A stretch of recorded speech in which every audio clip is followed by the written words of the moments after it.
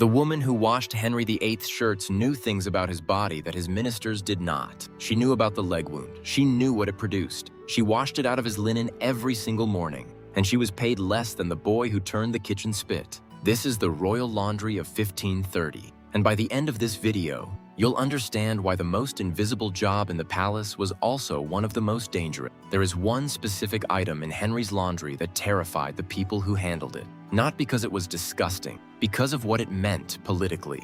We'll get there. There is also a task the laundresses performed that no amount of money made bearable, written right into their official duties in the Eltham Ordinances of 1526, in language so calm it almost hides what it's actually describing. And there's one person connected to the royal laundry in 1530 who ended up somewhere nobody expected. That story closes this video, but start here. The laundry. What it actually was. The royal laundry at Hampton Court in 1530 was not a room with a wash tub. It was a department. 14 staff members with specific titles, specific duties, specific ranks, a hierarchy of washing. The sergeant of the laundry ran the operation. Below him, the yeomen. Below them, the grooms. Below them, the pages. And below all of them, the women who did the actual washing. They don't have titles in the official accounts. They appear as the laundresses, plural, unnamed, interchangeable. The people closest to the king's most personal items were the people least likely to be written into history. The department itself sat in a specific part of the palace complex, near the kitchens, near the brew house, in the working quarter of Hampton Court that visitors never saw. Tudor palaces were built to project grandeur at the front and function at the back. The laundry belonged entirely to the back. No painted ceiling, no carved stonework, just stone floors built to handle standing water and drainage channels built to carry it away. The sergeant kept a ledger, deliveries in, deliveries out, quantities of soap and lye purchased, quantities of firewood burned. It's one of the more mundane documents to survive from Henry's household. It's also one of the most revealing, because mundane records don't lie the way portraits do. What did they actually wash? Not just clothing, everything that touched Henry VIII's body. Shirts, first. Henry changed his shirt several times a day, and this wasn't vanity. Tudor doctors believed fine linen drew impurities out through the skin, and Henry believed it completely. He'd read the medical literature. A clean shirt was, to him, a form of medicine. So the laundry received 3 or 4 worn shirts every day, over 1,000 a year, each one carrying whatever a human body leaves behind when it sweats, moves, and sleeps. That's the straightforward part. The sheets are where it starts to get complicated. Henry's bed linen was changed every few days, sometimes more if it needed to be. Needed to be because of what? By the 1520s, Henry had gout. He had recurring fevers, and he had a leg wound from a jousting accident, one that never fully healed, and it had already begun producing material that had to be dealt with. The sheets absorbed it.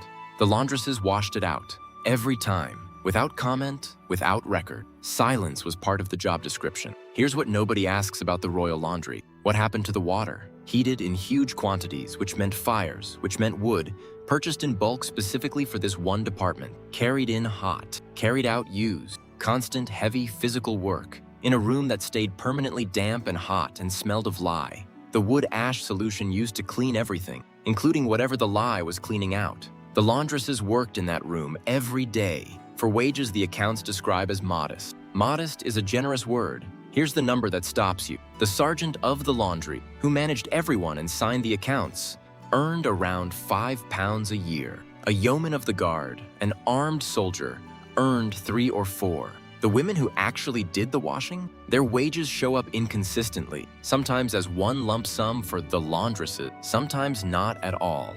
When individual figures do appear, they're in shillings, not pounds. Even a scullion boy, the lowest rank in the kitchen, got food and lodging along with his wage. The laundresses got their wage. Food and lodging weren't guaranteed the same way.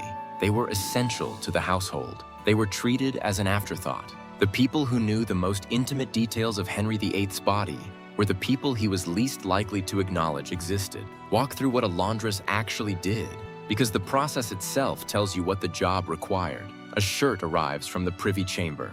Worn, warm, carrying everything a body leaves in fabric.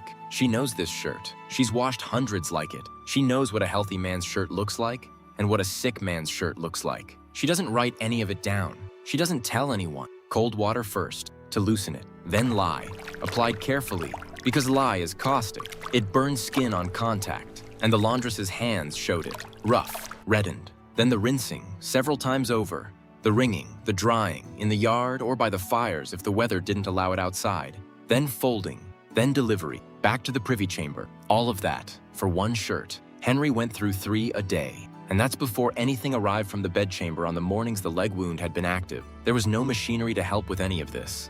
No mangle, no wringer beyond human hands and forearms. A laundress doing this work moved wet, heavy fabric for hours at a stretch, in a room where the air itself was thick with steam and lye fume. By the end of a shift, her forearms ached in a specific, repetitive way that came from wringing cloth, over and over, hundreds of times. And she did it knowing that if a shirt came back scorched, or stained, or shrunk, the fault would travel upward through the chain of command until someone above her had to answer for it, usually her first. The item that actually terrified the people who handled it wasn't the shirts, and it wasn't the sheets.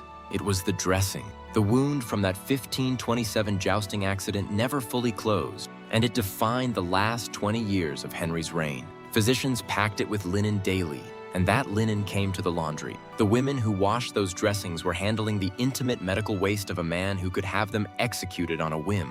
That's not a figure of speech. Henry executed people he'd known for 20 years. Ministers, wives, people for a sentence said in private. Being close to him wasn't protection, it was exposure. But here's what actually made the dressings dangerous. They told you something, whether the wound was healing or getting worse, about the king's health, about how long he might reign, about the succession, the single question driving every political calculation in England. A worsening wound was political intelligence, some of the most sensitive intelligence in the country. Foreign ambassadors paid for scraps of this information. Cromwell's people tracked it. Catherine of Aragon's supporters watched for it. Jane Seymour's family watched for it. Everyone with a stake in who ruled England next was trying to read the state of Henry's body from a distance. And the women who had that information in their hands every single morning were told to keep quiet and wash the linen. They had the most current, most reliable health report on the King of England, and no one asked them a single question about it. Compare that to how everyone else at court had to work for the same information.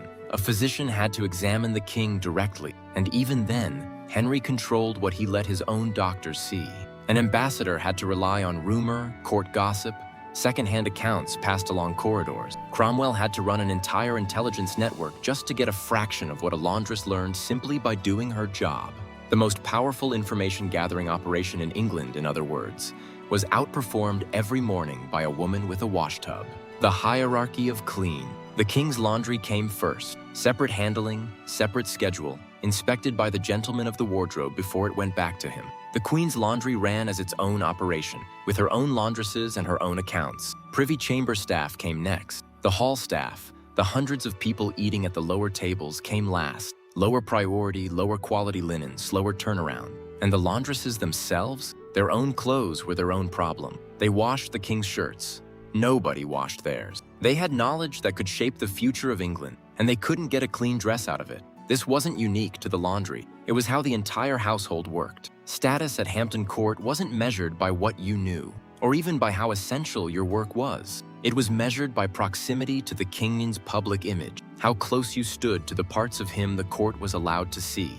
The laundresses stood as close as anyone in the palace to the parts of Henry nobody was allowed to see, and that closeness bought them nothing. 1536 is the year to test all of this against, because it's the year everything in Tudor England came apart at once. Catherine of Aragon died in January. Anne Boleyn miscarried that same month. Anne was arrested in May and executed the same month. Henry married Jane Seymour in June.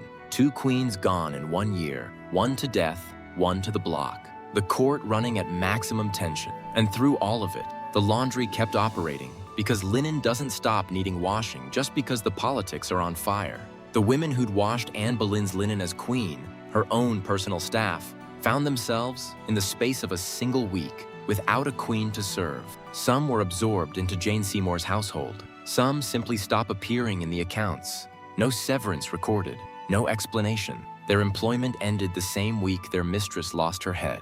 For the court, Anne's death was a political event.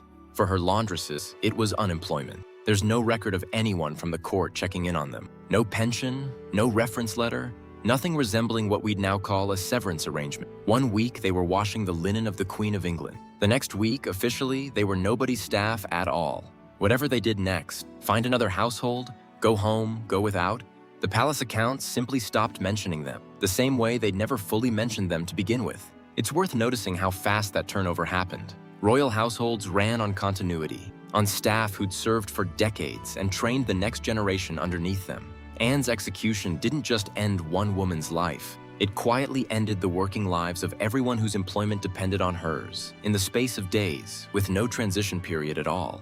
The Eltham Ordinances describe one more duty, in the same calm, official language as everything else. The laundresses were responsible for cleaning the linen used during childbirth in the royal household. Henry had 6 wives. Between them, multiple pregnancies, multiple miscarriages, multiple stillbirths. Each one produced laundry. Anne Boleyn's miscarriage in January 1536 produced laundry too. The women who received it, unnamed as always, knew exactly what they were washing. They knew this pregnancy had been Henry's last real hope for a son with Anne. They washed away the evidence of its failure in silence for their shilling wage. That linen was more than laundry. It was evidence, proof that could have been examined, argued over, used to make a case about the Queen's health, her fitness, what had actually happened inside that room. And the laundresses erased it simply by doing their job. Not deliberately, just by washing it clean, the way they washed everything clean before anyone who might have wanted to look ever got the chance. There's something almost unbearable about that combination. Grief and evidence sitting in the same basket of cloth, and the person tasked with dealing with it having no say in which one mattered more. A laundress couldn't set that linen aside, couldn't decide it should be examined by a physician first, couldn't flag it as significant. Her instructions were the same as always. Wash it, return it, say nothing. The most consequential laundry in the entire operation moved through exactly the same process as an ordinary stained shirt. Drop a comment right now. If you'd had that job, knowing what those women knew, would you have stayed silent or found a way to use it? One more detail worth knowing. The linen used for the king's shirts was extraordinary. Imported from the Low Country, fine weave, a quality not made domestically. A single shirt cost more than a laundress earned in a month. Getting that fabric clean without ruining it took real skill, even if nobody at court would have called it that. Too much lye, or lye left on too long, and the fibers weakened. Too little, and the linen came back gray instead of white. Unacceptable for a king who was, by every account, particular about his appearance. The laundresses learned this balance through repetition, through years of trial and correction, the same way any skilled trade is learned. Nobody wrote down their technique. Nobody needed to. It lived in their hands, and it died with them. Damaged royal linen was a real problem, and it traveled up a chain of command. The sergeant answered to the gentleman of the wardrobe, who answered to the chamberlain, who answered eventually to Henry. Henry cared about his clothes. That's documented, and his household learned fast that it wasn't negotiable. So the women handling caustic lye on the king's most expensive fabric worked, knowing that a ruined shirt traveled up a chain that ended with a man who'd executed people for smaller mistakes than that. There's a strange asymmetry here worth sitting with. A laundress could lose her position, or worse, over a scorched collar. Meanwhile, the same woman might be holding, quite literally in her hands, evidence about the king's failing health that foreign governments would have paid enormous sums to see. One kind of mistake could ruin her. The other kind of knowledge, if she'd ever tried to use it, could have gotten her killed. The safest path ran directly between those two dangers, and staying on it meant doing careful, silent, invisible work, day after day, for years. The royal laundry was managed under the Lord Chamberlain's department. In 1530, that was William, Lord Sandys, whose household connected closely to the laundry's day-to-day running. One woman tied to that network, whose name survives only in the margins of the record, was accused in 1536 of passing along information, not state secrets, just details about the household's routine, schedules, movement, what happened and when. The charge, like most charges against women in this period, stayed vague. She was questioned. The record shows the questioning. It doesn't show what happened next. She disappears from the accounts. It's the closest the laundry comes to the scaffold in anything that survives from 1530's Hampton Court. A woman, a household connection, information that shouldn't have traveled, and then silence. The same silence the laundresses had always kept, except this time, it wasn't chosen, it was enforced. We don't know what she told the interrogators or what they wanted to hear.